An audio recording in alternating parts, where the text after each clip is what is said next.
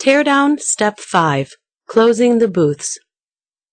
The first step to closing the booths is to detach all connectivity. First, disconnect the gray daisy chain cables from the rear of each booth. Then disconnect all power cords from the UPS.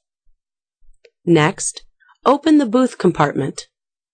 Lift the gray cable from the groove at the top right, wrap the cable,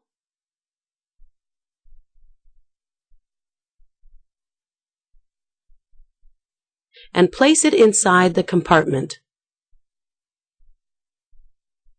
Shut the compartment door.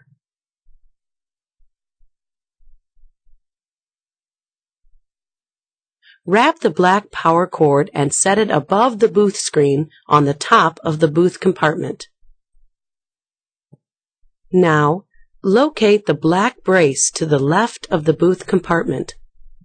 Being careful not to pinch your fingers, pull the brace toward you until it releases. Lower the booth lid. Press the latches down until they snap into place, and then seal the lid at the handle with the appropriate lid seal, as designated by your election office. In our demonstration, we have used a red seal.